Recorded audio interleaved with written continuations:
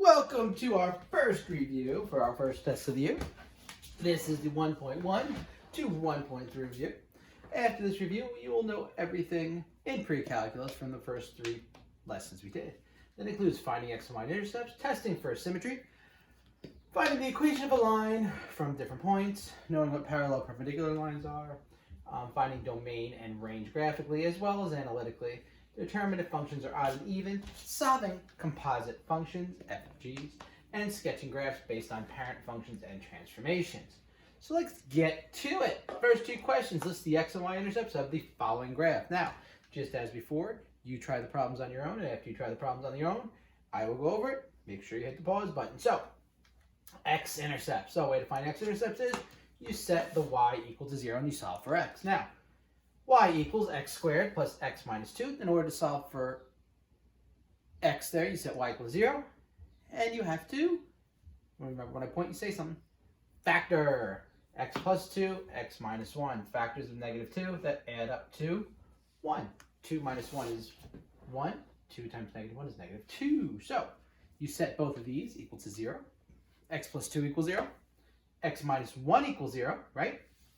Subtract 2 from both sides, x equals negative 2. Add 1 to both sides, x equals 1. So these are my 2 x-intercepts, and they are point negative x 0 and 1 0. All right, let's go to the y-intercepts. Let me switch places. In order to find the y-intercept, you set x equal to 0. Much easier. So x squared plus x minus 2. Well, y equals 0 squared plus 0 minus 2. 0 plus 0 minus 2 is just a negative 2. So it's negative 2, and it would be 0, negative 2, because your y value is negative 2. All right, where the graph crosses the y-axis, where the graph crosses the x-axis. Good. Let's go to the next problem. These problems involve, I'm going to run around here. They involve testing for symmetry around the x, y, and origin. So, when you test around the y-axis, what you're going to do is you replace your x with a negative x, and if it equals the same thing, it's symmetry around the y. So, negative xy equals 4, this is negative xy equals 4. Are these 2 equations the same? No, so it's not symmetrical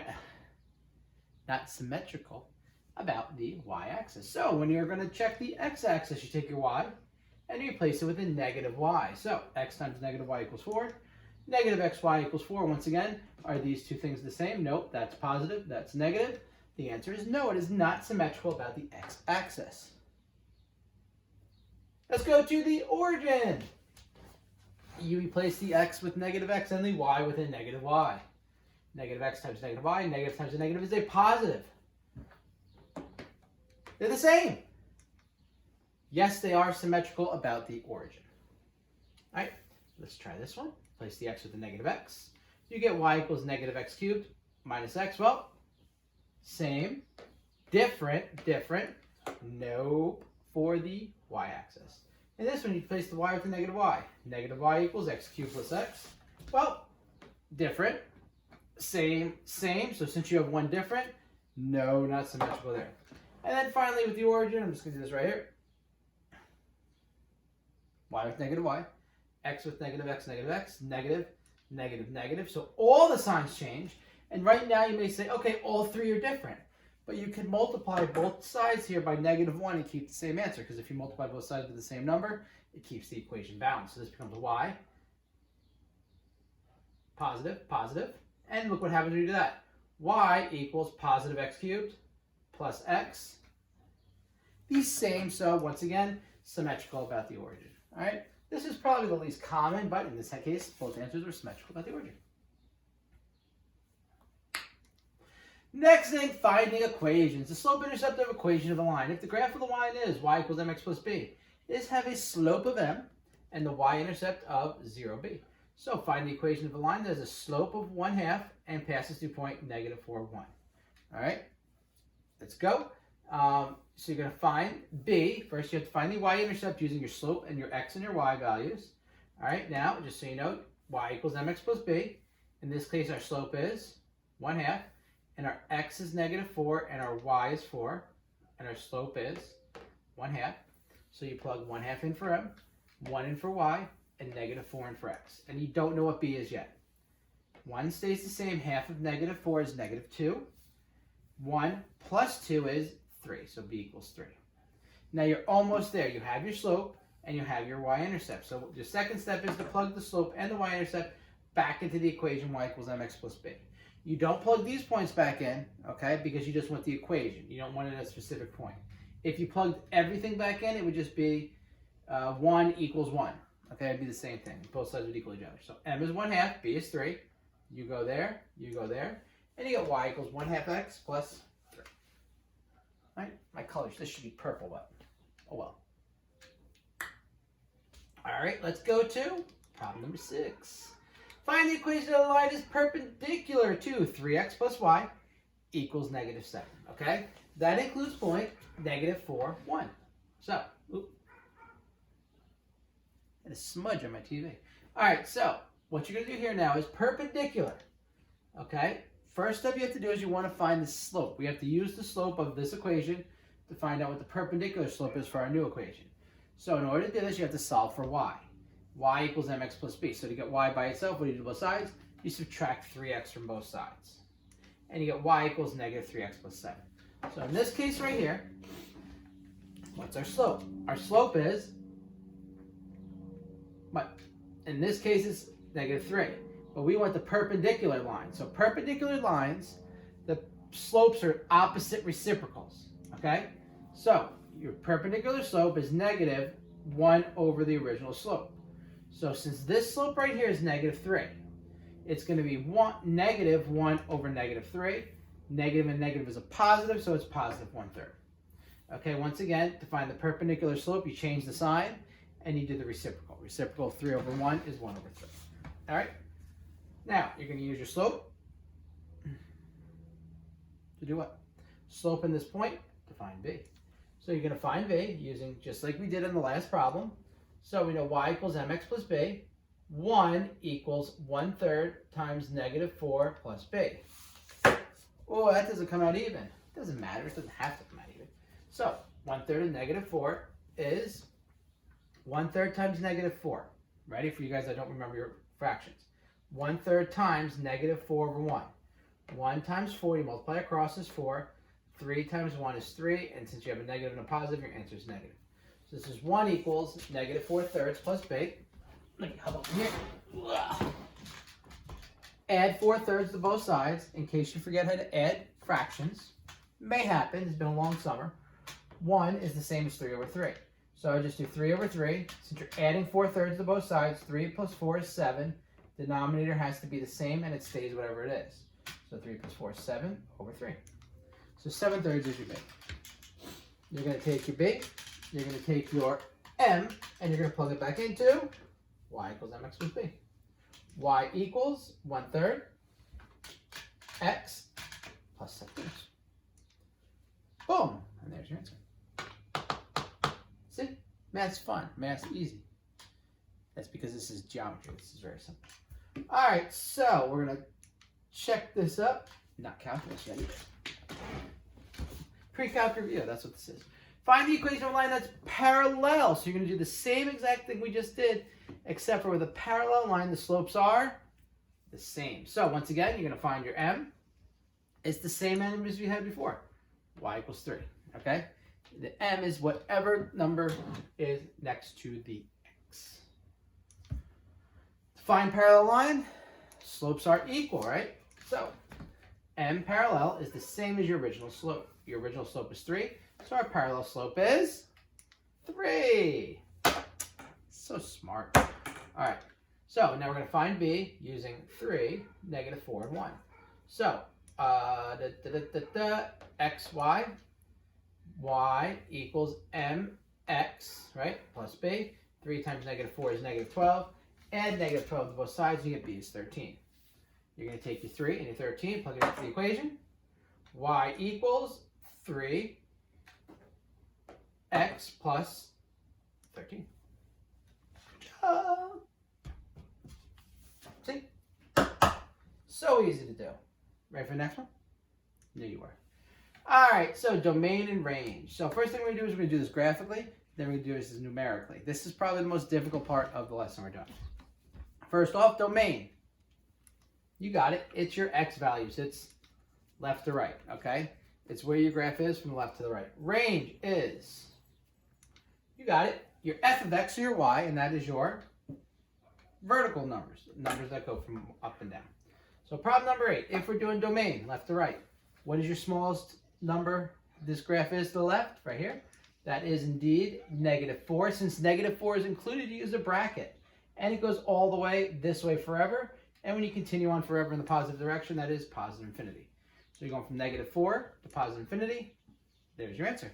Bracket. If this was an open circle, you would use parentheses. And remember, with infinity and negative infinity, you always use parentheses. Range is the up-down. Well, this graph seems to go this way forever, so it's going negative infinity forever. And this way, it's going to positive infinity forever, okay? So your answer is just from negative infinity to positive infinity with parentheses. Good? All right.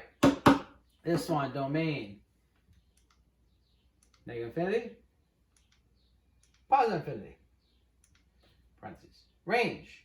Lowest number this is, y value is 1, and it's included. Goes all the way up to 5, and that's included. Bracket 1, 5. All right, bracket. You can have brackets and parentheses together as well. See, you did it there. All right. Domain. Closed circle, from 0 to 7. Right? Mm-hmm. Range, the lowest number is right here. 2. The highest number is right here. 4. So you're going from, sorry, -2. -2 to 4, once again, brackets. Okay, once again, open circle, parenthesis, closed circle, brackets. Now that we did this graphically, here comes the analytically. Now, the big things you need to know about doing domain and range analytically are, number 1, denominator cannot be 0 for a fraction. So, bottom number in a fraction can never be 0, or else your answer is undefined. There cannot be a negative number inside a radical. Negative number inside a radical, answer is undefined. All right? So, number 1, in this case, we have a radical. This stuff under here can't be negative. Since it can't be negative, it has to be positive or it has to be 0. So that is a number that is greater than or equal to 0. Anytime you have a radical that's a radical, your thing under your radical, your function under the radical has to be greater than or equal to 0, or else it's not a function, okay? That's just a blank space in the graph. So, solve like a regular problem. You subtract 3 from both sides, you divide by 2, and x is greater than or equal to -2/3. Now, since this is the smallest number, it's greater than, and greater than or equal to, that's bracket -2/3, or -1.5, doesn't matter how you write it, to infinity. Range. Now, range is dependent. Okay, f of x is dependent on your independent domain. Now, what do we got here? What possible answers can we get? So let's see. If I plug in -1.5 in here, I get 0 as an answer. So 0 is okay. If I plug in any number greater than 1.5, all these answers are going to be positive, okay? Your answer will never be negative. You know why? Because you can't have a negative under here, and the square root of any number is always positive. So therefore, what do we got? Domain is from 0 to infinity. So it has to be 0 or positive, so it's from 0 to infinity. See? Not too tough. All right, this one, it's on the bottom. It's in the denominator. Oh no, what do we do? What can't this equal? Cannot equal 0, right? So it's going to be every number set for when that equals 0. So set this equal to 0. X squared minus 1 can't equal 0. Solve for x. Add 1 to both sides. X squared equals 1. So x equals not just 1, but plus or minus 1. So x can be every number under 1, between -1, under -1, less than -1, between -1 and 1, and greater than 1. So how can we write that? From -infinity to 1, from -1 to 1, and from 1 to infinity. These parentheses means -1 is not included, and these means 1 is not included. All right? Bam. See how easy that is? Range. This thing could be a lot of different numbers. But what can it never be? Because there's no variable in the numerator, the answer can never be 0. How can you make that 0? Pick a number that will make that 0. You can't. Getting very close to 0, but it can't be 0. So it's negative infinity to 0, and from 0 to infinity. Not too terrible. 13, we're going to combine both things in 1. Now, if this was just a polynomial, your answer would be all real numbers, all real numbers.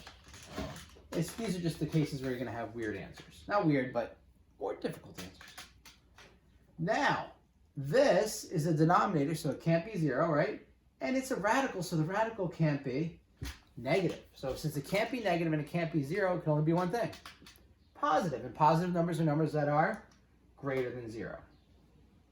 So this answer just has to be greater than 0. That's it. Add 12. Divide by 3, so x has to be greater than 4. Any number you pick greater than 4 will give you an answer. Every number that is not greater than 4 will give you undefined. Greater than 4 is a parenthesis, 4 to infinity. Now, this answer, because the top has no variable, can never be 0, right? What else can the answer never be? Because this answer on bottom is always going to be positive, right? It can never be negative either. So it's only going to be positive numbers, and positive numbers are from 0 to infinity. Since it can't be 0, you're going to use a parenthesis. Hopefully you guys get that by now. We spent a lot of time on domain and range. Very, very important when we go to limits in calculus. That's why I did this. Okay, let's go to the odd-even function. This we really don't cover once you get into calculus, but always good to play with some algebra. So what you do for this is you're going to plug in negative x for x, and then you can compare the two equations. If you plug in negative x for x and the equations are the same, it's an even function. If you plug in a negative x for x and the equations are exact opposites, meaning whenever you see a positive is a negative and a negative is a positive, for every function, for every one of these, then it is odd. If you have a mixture of the two, it is neither, either, whatever you want to call it. So let's look. Plug your negative x in, negative x cubed plus negative x cubed minus x. So let's look. Opposite, opposite. Two opposites give you a odd. Negative x squared to the fourth becomes even. Negative x squared. This becomes positive, positive. Anytime you raise something to an even exponent, the answer is positive, minus, you have 3 negatives here, so it's a negative, plus 1. So look at, same, different. It's a mixture of the two, so it is neither odd nor even. Wait a second, why did it say even? Oh, they're all the same, duh. One is the same, negative, same, positive, same. Even, because they're all the same. I can't even look at odds and evens. This one you switch, this becomes negative now. This 5 negatives gives you a negative. 2 negatives is a positive, negative 17. Different, same. Even though you got 3 sames and 1 different, that 1 different messes everything up, and you get it is a neither odd nor a even function. So it's an even. No, that's not a word. It's just neither odd nor even. Now the way this works is even functions are pretty much symmetrical about the x-axis. Odd functions we'll look at later on are going to be symmetrical about the origin. So it's just the way the functions look when you graph them. All right, composite functions. What is that? That's a function inside a function. So f of g, pretty much what you do is you take whatever the inside function is, whatever comes second, and you're going to plug it into the f and the f of x. So f of g here is, you take your g, you're going to plug it into that x. So 1 over 2, instead of x's, times whatever g of x is. G of x is negative x plus 5. 1 over 2 times negative x plus 5. Distribute the 2. Negative 2x plus 10 minus 1. Combine like terms. 10 minus 1 is 9. 1 divided by quantity, negative 2x plus 9. All right. G of h. H. Plug it up for the g. Negative h of x plus 5. Negative x squared minus 1 plus 5. Distribute the negative. Negative x squared plus 1 plus 5. 1 plus 5 is 6. Negative x squared plus 6.